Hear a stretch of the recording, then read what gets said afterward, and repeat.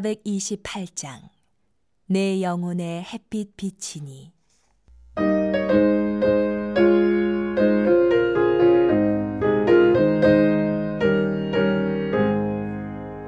내 영혼의 햇빛 비치니 주 영광 찬란히 이 세상 어떤 빛보다 이 빛 더 빛나네. 주의 영광 빛난 왕채 내게 비춰 주시옵소서. 그 밝은 얼굴 배울 때 나의 영혼 기쁘다. 내 영혼에 노래 있으니 주 찬양합니다. 주 귀를 기울이시사 다 듣고 계시네. 주의 영광 빛난 왕채 내게 비춰 주시옵소서. 그 밝은 얼굴 배울 때 나의 영혼 기쁘다.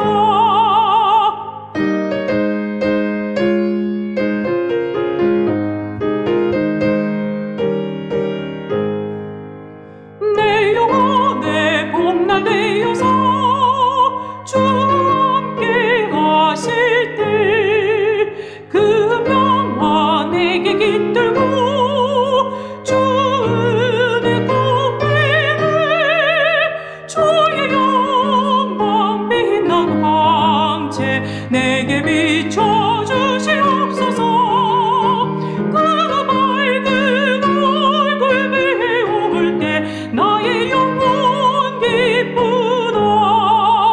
내 영혼에 희락이 있고 그 소망 넘치네. 주 예수 복을 주시고 또 내려주시네. 주의 영광 빛난 왕채 내게 비춰 주시옵소서. 그 밝은 얼굴 배울 때 나의 영혼 기쁘다. 제4장. 에훗이 죽으니 이스라엘 자손이 또 여호와의 목전에 악을 행하매 여호와께서 하솔에서 통치하는 가나안 왕 야빈의 손에 그들을 파셨으니 그의 군대 장관은 하로셋 학고임에 거주하는 시스라요. 야빈 왕은 철병거 900대가 있어 20년 동안 이스라엘 자손을 심히 학대했으므로 이스라엘 자손이 여호와께 부르짖었더라. 그때에 랍비돗의 아내 여선지자 드보라가 이스라엘의 사사가 되었는데 그는 에브라임 산지 라마와 베델 사이 드보라의 종려나무 아래에 거주하였고 이스라엘 자손은 그에게 나아가 재판을 받더라. 드보라가 사람을 보내어 아비노함의 아들 바락을 납달리 게데스에서 불러다가 그에게 이르되 이스라엘의 하나님 여호와께서 이같이 명령하지 아니하셨느냐? 너는 납달리 자손과 스불론 자손 10,000명을 거느리고 다볼산으로 가라. 내가 야빈의 군대 장관 시스라와 그의 병거들과 그의 무리를 기손강으로 이끌어 내게 이르게 하고 그를 내 손에 넘겨주리라 하셨느니라. 바락이 그에게 이르되 만일 당신이 나와 함께 가면 내가 가려니와 만일 당신이 나와 함께 가지 아니하면 나도 가지 아니하겠노라. 내가 반드시 너와 함께 가리라. 그러나 내가 이번에 가는 길에서는 영광을 얻지 못하리니 이는 여호와께서 시스라를 여인의 손에 파실 것임이니라 하고 드보라가 일어나 바락과 함께 게데스로 가니라. 바락이 스불론과 납달리를 게데스로 부르니 10,000명이 그를 따라 올라가고 드보라도 그와 함께 올라가니라. 모세장인 호밥의 자손 중 겐 사람 헤벨이 자기 족속을 떠나 게데스에 가까운 사하나님 상수리 나무 곁에 이르러 장막을 쳤더라. 아비노함의 아들 바락이 다볼산에 오른 것을 사람들이 시스라에게 알리매 시스라가 모든 병거 곧 철병거 900대와 자기와 함께 있는 모든 백성을 하로셋 학고임에서부터 기손강으로 모은지라. 드보라가 바락에게 이르되 일어나라. 이는 여호와께서 시스라를 내 손에 넘겨주신 날이라. 여호와께서 너의 앞서 나가지 아니하시느냐? 이에 바락이 10,000명을 거느리고 타볼산에서 내려가니 여호와께서 바락 앞에서 시스라와 그의 모든 병거와 그의 온 군대를 칼날로 혼란에 빠지게 하시며 시스라가 병거에서 내려 걸어서 도망한지라. 바락이 그의 병거들과 군대를 추격하여 하로셋 학고임에 이르니 시스라의 온 군대가 다 칼에 엎드러졌고 한 사람도 남은 자가 없었더라. 시스라가 걸어서 도망하여 겐 사람 헤벨의 아내 야엘의 장막에 이르렀으니 이는 하솔 왕 야빈과 겐 사람 헤벨의 집 사이에는 화평이 있음이라. 야엘이 나가 시스라를 영접하며 그에게 말하되 나의 주여 들어오소서. 내게로 들어오시고 두려워하지 마소서. 그가 그 장막에 들어가니 야엘이 이불로 그를 덮으니라. 시스라가 그에게 말하되 청하노니 내게 물을 조금 마시게 하라.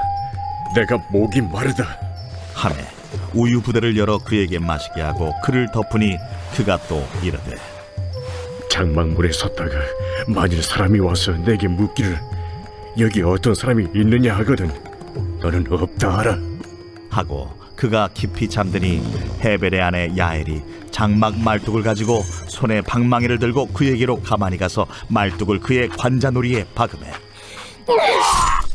말뚝이 꿰뚫고 땅에 박히니 그가 기절하여 죽으니라. 바락이 시스라를 추격할 때에 야엘이 나가서 그를 맞아 그에게 이르되 오라, 내가 찾는 그 사람을 내가 내게 보이리라. 바락이 그에게 들어가 보니 시스라가 엎드러져 죽었고 말뚝이 그의 관자놀이에 박혔더라. 이와 같이 이날에 하나님이 가나안 왕 야빈을 이스라엘 자손 앞에 굴복하게 하신지라. 이스라엘 자손의 손이 가나안 왕 야빈을 점점 더 눌러서 마침내 가나안 왕 야빈을 진멸하였더라. 오늘 함께 나눌 말씀은 사사기 4장 말씀입니다. 이스라엘 백성들이 가나안 땅에 정착하는 이 단계에 이르게 되면서 점차 가나안 정복 초기에 지녔던 그들의 내면에 있었던 강력한 의지와 또 정신을 조금씩 잃어가고 있었습니다. 그들은 현실에 만족했고요. 또 주변에 있는 이방 민족들과 영적으로 타협함으로써 결국 타락과 범죄의 자리로 떨어져만 갔습니다. 그 결과 이스라엘은 이방 민족들로부터 침략과 압제를 당하게 되었고요. 그럴 때마다 이스라엘은 하나님께 간절히 부르짖어 위기를 모면해 왔습니다. 하나님이 이스라엘 백성들을 징계하시고 또 그 가운데 구원하신 방법은요, 바로 사사들을 통한 방법이었는데 사사기 2장 16절을 보면 하나님께서 사사들을 세우사 그들을 건져내게 하셨다라고 말씀하고 있습니다. 자, 그렇게 하나님께서 세우신 명예로운 사사들의 목록에는요, 보통 12명이 포함이 되는데 오늘 이 새벽에 함께 살펴볼 사사는 바로 여사사 드보라입니다. 일반적으로 사사들은 12지파 가운데 돌아가면서 세워지는 양상이었습니다. 그리고 이스라엘 백성들의 12지파 간의 동맹 체제는요, 이들 사사들을 통해서 어느 정도 유지가 되어 왔습니다. 오늘 본문의 1절을 보면요, 에훗이 죽으니 이스라엘 자손이 또 여호와의 목전에서 악을 행했다라고 말씀합니다. 이 사사 에훗과 삼갈의 활약으로 인하여 전장인 3장 30절의 말씀을 보면 이스라엘은 80년 동안 평화롭게 지낼 수가 있었습니다. 하지만 이스라엘은 또다시 우상 숭배라는 죄악 가운데 빠지게 되었죠. 하나님 앞에서 악을 행했던 겁니다. 자, 결국 그렇게 범죄한 이스라엘을 징계하시기 위하여 하나님께서는 하솔 왕 야빈이라는 자를 들어 사용하셨습니다. 3절을 보면 야빈 왕은 철병거 900대가 있어 20년 동안 이스라엘 자손을 심히 학대했다라고 말씀하죠. 자, 앞서 3장을 보면요, 온니엘이 이 사사로 나타나기 전에는 8년 동안 이민족을 섬겼다라고 말씀합니다. 또 에훗이 등장하기 이전에는요, 18년 동안 이민족을 섬겼었고요. 자, 그리고 현재 이 드보라의 출현을 앞둔 시기에는 그 이전에 20년 동안 이민족을 섬기며 살았다라고 성경은 말씀하고 있습니다. 자, 이처럼 날이 갈수록 압제의 기간들이 늘어나는 양상을 보이고 있죠.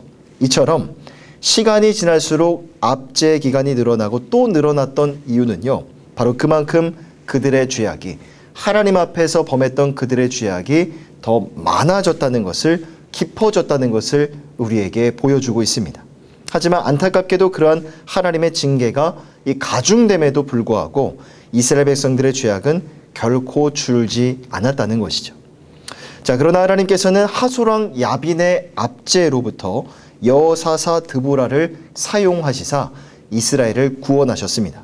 그리고 그녀를 도와 이스라엘을 구원할 수 있는 일꾼도 세워주셨는데 그 사람은 바락이라는 사람이었습니다. 드보라는 에브라임 지파의 땅에서 선지자로 사역하던 중에 하나님께 부르심을 받았습니다. 그리고 6절을 보면 드보라는 바락으로 하여금 이 스불론과 납달리 지파 용사들을 이끌고 다볼산에 오를 것을 명령하죠. 자, 그러자 이를 본 하솔왕 야빈의 군대 장관 시스라라는 사람은 13절을 보면 철병거 900승과 많은 군사들을 이끌고 이스라엘을 상대하고자 기손강 인근으로 모이게 되었습니다. 그리고 그때 드보라가 바락에게 명령합니다.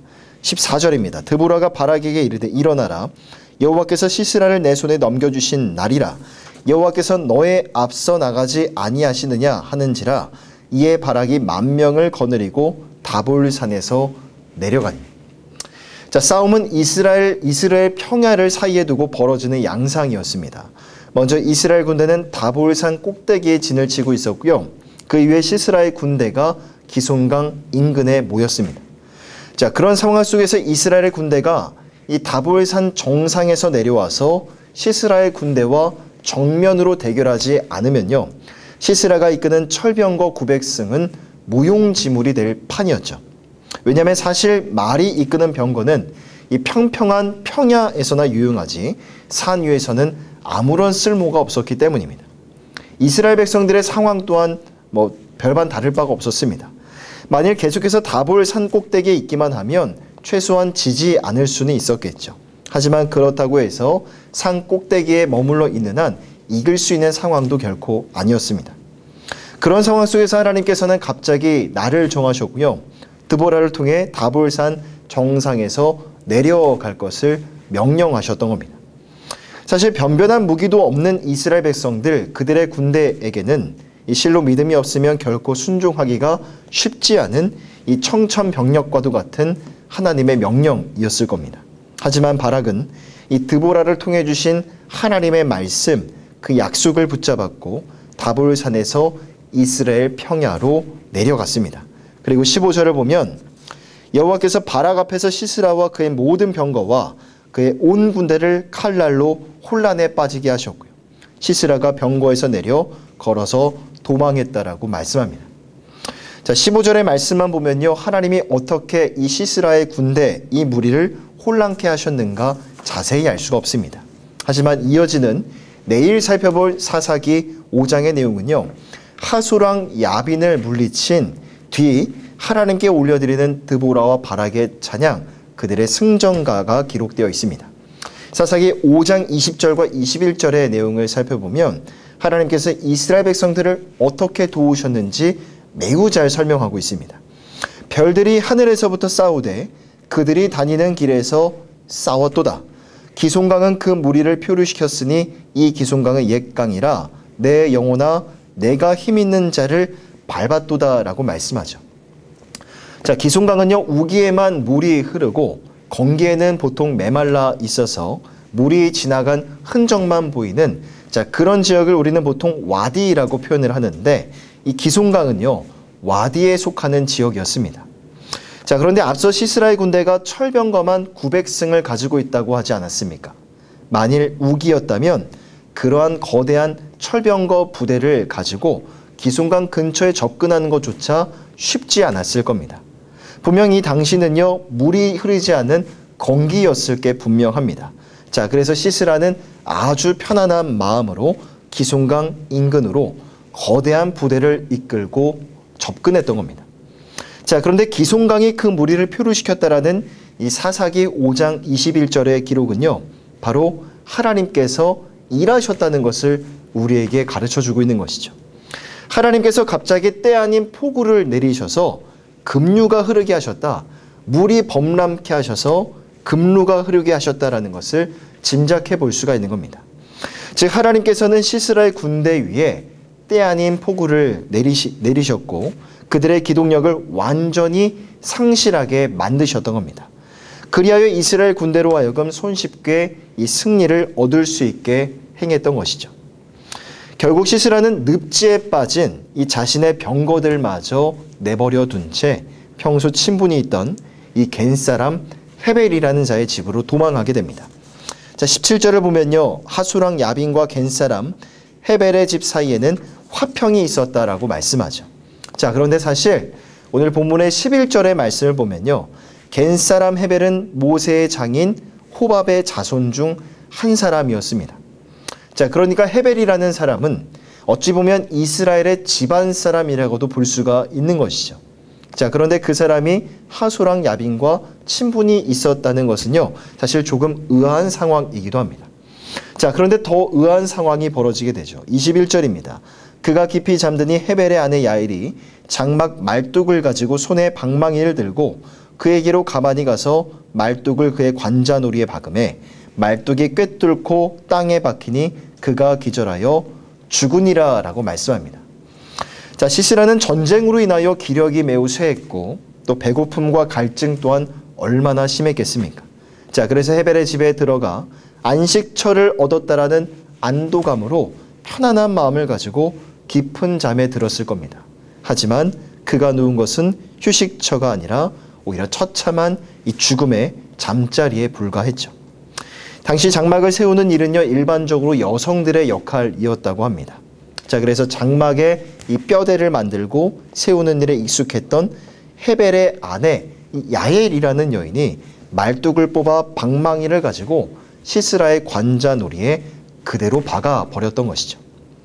하소랑 야빈과 헤벨의 집에 이 화평이 있었다는 것도 사실 의아한 상황인데 그런 화평의 관계 속에서도 야엘이 남편과 친분이 두터웠던 하소랑 야빈의 군대 장관을 왜 암살했는가?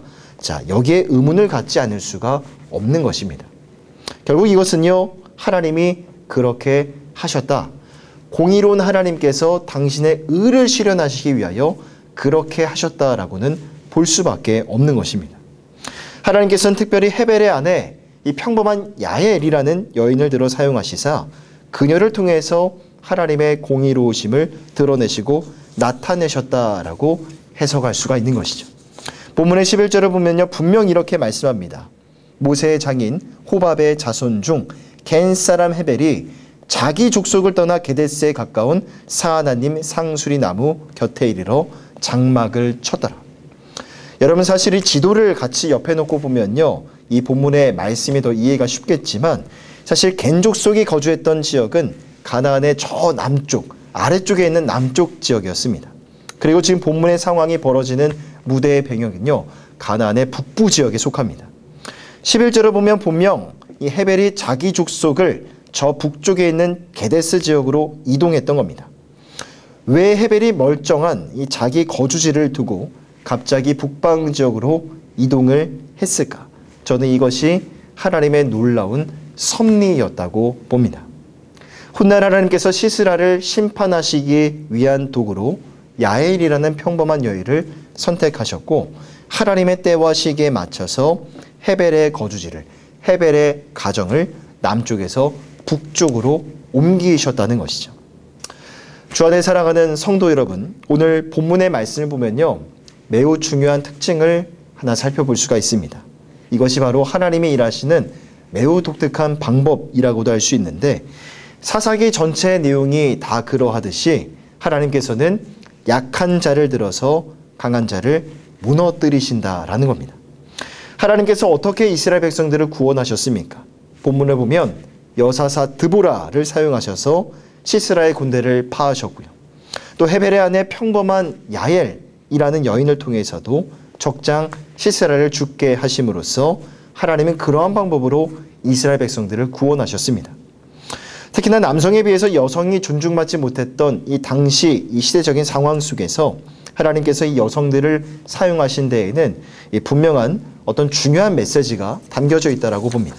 바로 이스라엘의 구원은 어느 특출난 한 사람의 놀라운 능력으로 이루어지는 것이 아니라 오직 하나님의 능력과 하나님의 은혜로만 이루어지게 된다는 것입니다. 그리고 하나님께 택함받은 자들이 있다면 그가 소유한 지혜와 힘, 능력 하나 중요하지 않습니다. 오직 하나님께 순종하는 그의 겸손한 사역을 통해서만 하나님은 일하시고 역사하신다는 것이죠. 그 하나님의 사역과 그 하나님의 놀라운 일하심의 특징과 방법이 무엇인가, 그것을 오늘 본문 사사기 4장에서 우리에게 가르쳐주고 있는 것입니다. 주 안에 사랑하는 성도 여러분, 이스라엘 백성들의 구원하심이 오직 하나님의 은혜로 이루어진 것처럼 우리의 구원도, 우리의 구원하심도 동일합니다. 예수 그리스도를 통하여 알게 해주신 그 구원의 은혜와 그 사랑, 영원한 생명의 가치 앞에서 내가 하나님 앞에 내세우고 자랑할 것은요, 아무것도 없습니다. 오늘 이 새벽에 그 구원의 은혜와 그 사랑을 바라보시고 그 하나님의 은혜와 그 사랑 앞에 진심 어린 감사와 찬양의 고백으로 나아가시는 우리 모든 성도님들 다 되시기를 축복합니다. 또한 오늘 본문에 나오는 두 여인, 이 드보라와 헤벨의 아내 야엘을 보십시오. 이 두 사람을 본다면요, 어느 누구도 나는 능력이 없고 보잘것없으며 연약한 자라고 핑계할 수 없을 것입니다. 왜냐하면 이렇게 보잘것없고 평범했던 여인들도 하나님 앞에 믿음으로 순종함으로 쓰임받았기 때문이죠.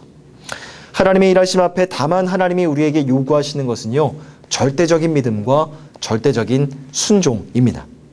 오늘 이 새벽에 간절한 마음으로 기도하는 우리의 기도의 제목 가운데 하나님의 일하심과 하나님의 나타나심, 하나님의 구원하심을 기대하십시오. 그리고 그 하나님이 일하시는 과정 속에서 오늘 나에게 말씀하시고 오늘 하나님이 나에게 원하시는 것은 무엇인가, 기도 가운데 발견하시고 온전한 믿음과 순종으로 하나님의 일하심 가운데 믿음으로 동참하시는 이 새벽의 모든 성도님들 다 되시기를 주님의 이름으로 간절히 부탁드립니다. 기도하겠습니다. 사랑과 은혜가 풍성하신 하나님, 하나님께서 이스라엘 백성들을 이 구원하셨던 것이 전적인 하나님의 은혜와 능력에 달려 있었던 것처럼 우리의 삶을 향한 하나님의 구원하심 또한 동일함을 고백합니다. 아버지 예수 그리스도를 통해 우리 가운데 보여주신 그 영원한 생명의 가치, 그 풍성한 은혜와 사랑 앞에서 자랑하고 드러낼 것이 아무것도 없습니다. 그 놀라운 은혜와 그 사랑과 그 영광 앞에 감사와 찬양으로 주님 앞에 화답하며 예배하며 하나님을 경외하는 이 새벽의 모든 성도들 다 되게 하여 주시옵소서. 하나님, 오늘도 우리의 살아가는 실제적인 삶의 자리 가운데에서 하나님의 일하심과 하나님의 구원하심을 기대합니다. 하나님이 오늘 우리에게 원하시는 것, 절대적인 믿음과 순종임을 오늘 본문의 말씀을 통해서 깨달았사오니 하나님의 일하심, 또 하나님이 우리 인생 가운데 어떠한 방향으로 어떠한 곳으로 우리 인생을 이끌어 가실지 온전히 기대하고 또 소망하는 마음을 가지고 하나님 우리 가운데 주신 약속의 말씀들이 있다면 그 말씀 앞에 믿음과 순종함으로 반응하는 우리 새벽의 모든 성도들 다 되게 하여 주시옵소서.